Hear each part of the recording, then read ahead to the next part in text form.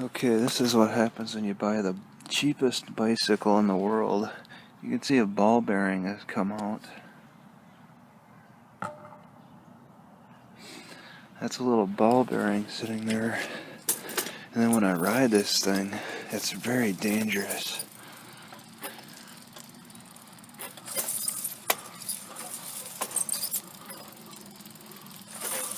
You can see the wheel is going back and forth.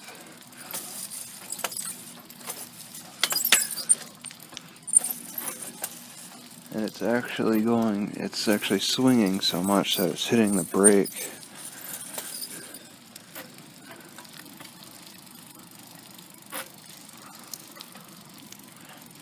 Let me just say, I've never had to deal with so many curvy sidewalks as I have in Idaho. This is just ridiculous what they put you through. Holy crap, I thought this was an entrance for me. Apparently not. Road closed.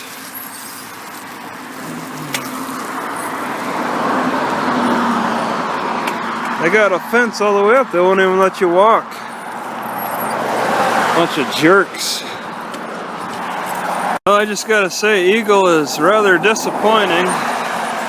Not being able to get onto that park, the state park, is quite a disappointment. So now I'm just gonna sit at the library all day, not do much of anything. It's got a sign, "Welcome to Eagle." Population 11,000? Wow. I thought it might have been smaller, but I guess not. 11,000 is pretty good size. There's some abandoned buildings along this highway, probably for good reason.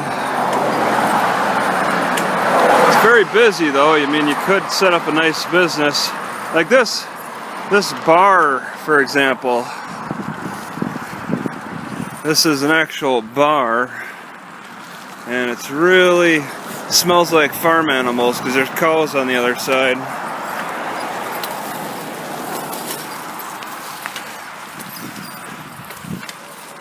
So that's abandoned. And then there's some collapsed building I passed by. Game crossing. I didn't show it, but I passed a dead deer on the road. It looks like it was somewhat freshly killed in the past 2 weeks. What a disappointment. I guess, there's things I just don't notice that while I'm driving that I have to slowly approach on bicycle or foot to realize it's a different situation. Like when I drove by that gate, I was on my way to the food bank.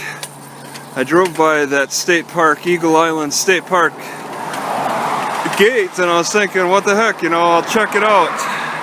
I didn't see that it was all blocked off. So I bicycle here and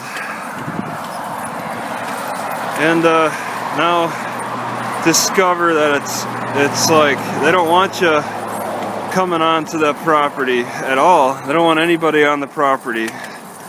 It's a park. What do they have to do? Maybe they just get so much business because 11,000 around here, next to not far from the Boise metropolitan area. I guess they might just get so many people out that they have to shut it down, or it'll be in worse condition. It's real unfortunate. The only reason I'm mostly interested in it was because of this old prison or old jail that used to be there. I'd like to have seen more information on that. When I was at the museum, the curator told me about it. Although this lady says she's not a curator, I was like, well, you volunteer here and you're kind of watching over this stuff. That makes you a curator. She didn't even give me a chance to argue that she's a curator.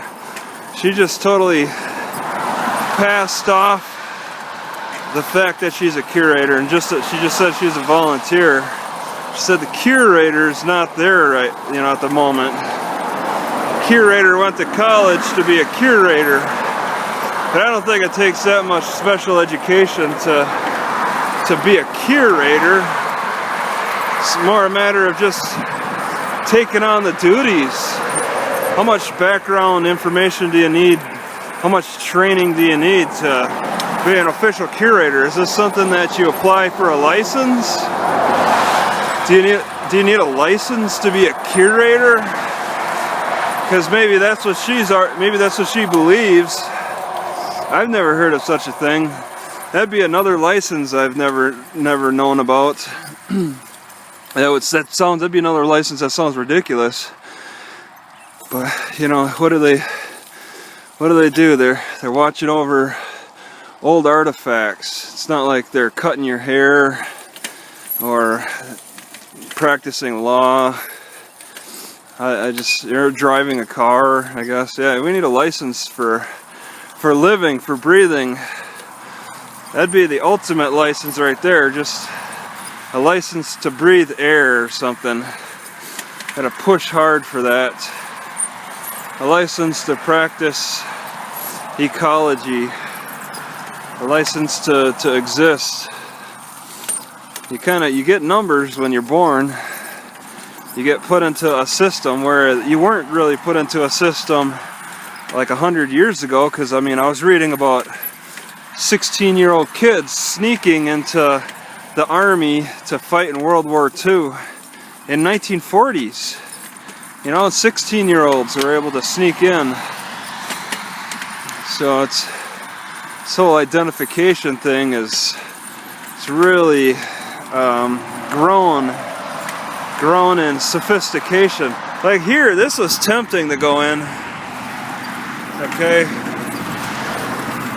it looks like a prison, but it says no trespassing. It's a sewer district, so I don't want to risk it. You know, that'd be pretty embarrassing.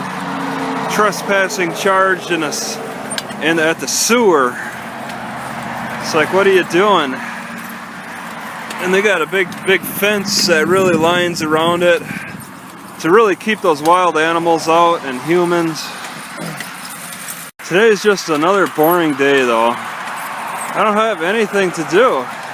So I can't run away from Boise. I mean, it'd just be crazy to just start driving away from Boise and then you know, wait until the last minute to get back.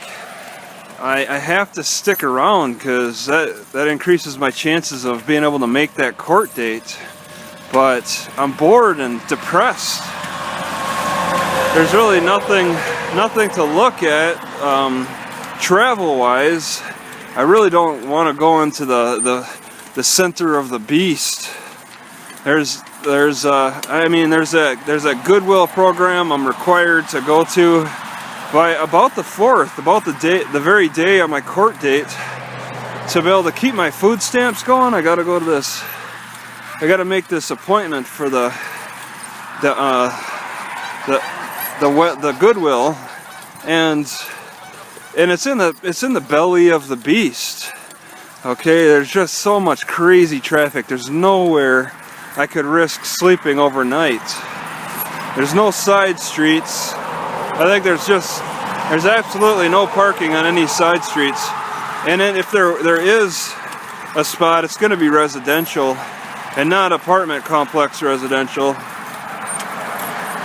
It's really dangerous to be forced to go in the center of that area. It's like between Meridian and Boise. Really bad area, just for traffic and busyness and driving. I really don't like it. I'd rather go outside of Boise, next city over that's smaller, less busy, and then go to that Goodwill program. But I'm stuck here. I mean, there's offices for this Goodwill stuff all over, but because I'm stuck here, I have to go to the one in Boise, and I don't think there's even a second one, like an alternative one. It's difficult. I might have to risk just losing the food stamps just to avoid that. Wait, take the court date and then move east to the closest office for Goodwill, and then also the food stamps, and then restart the food stamps again there. I'm not sure if they punish you if you miss the dates. It seems like the punishment would be just losing out on a day or two for however long you don't attend that meeting and don't go to the food bank office. It makes things a little more difficult, but that's the challenge of life. Idaho works. Idaho's whole culture is based on like a labor in a wasteland too. They want you piling like waste dirt from one spot to the next or something. They want you serving someone else. It's a service-based economy, and they want you serving. I don't do very good with serving because I get real tired of it real quick. Serving other people, trying to make other people happy. I really don't care about seeing a smile on somebody else's face. It doesn't matter to me. And oh my God, I think I'm taking a wrong turn. I'm really going outside the city. I haven't really paid close attention, but I don't see anything familiar. I believe I have an intersection coming up, but I guess I should have made that turn at the park and ride. And it's just a wasteland here, but it's all fenced off for maybe cows? I'm not sure. But either way, Eagle is rather disappointing to me because I can't go to that park for one. Little creek right there. Got a softball meeting, it looks like. At the Eagle Church? Does the Eagle Church own that? You'll find some baseball parks and softball parks out there that are actually privately owned. When I was in Eau Claire, I rode my bicycle through one as like some kids and parents were playing, and some kid tried to chase me down, but I was too far away. But he's like, hey, come over here, and I just kept on riding. I was like, what are you gonna do? He was upset to see me bicycle through his private park on the church property of all things.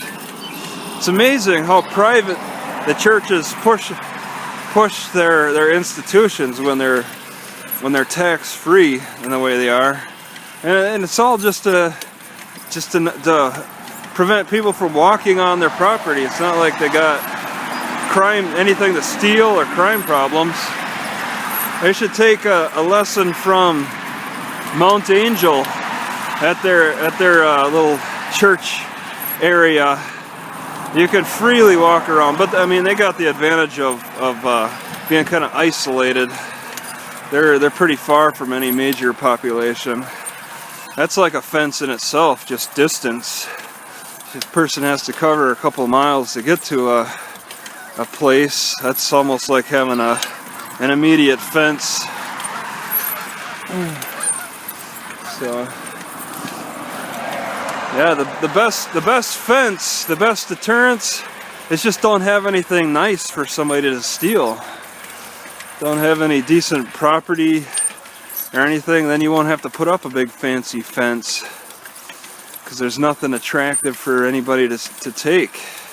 You put up a big fence, and I mean that's definitely going to put a target on your back for one. People are going to wonder what you're trying to hide. And that might even make the illegal trespassing more enjoyable, more desirable. I mean, we heard with Donald Trump and him saying he's going to build a fence, and now there's a news report that says that more people than ever have filed for citizenship, and they say it's to vote against Donald Trump, but maybe they see that the country is going to be a little bit more precious. They think the country is going to get richer or something.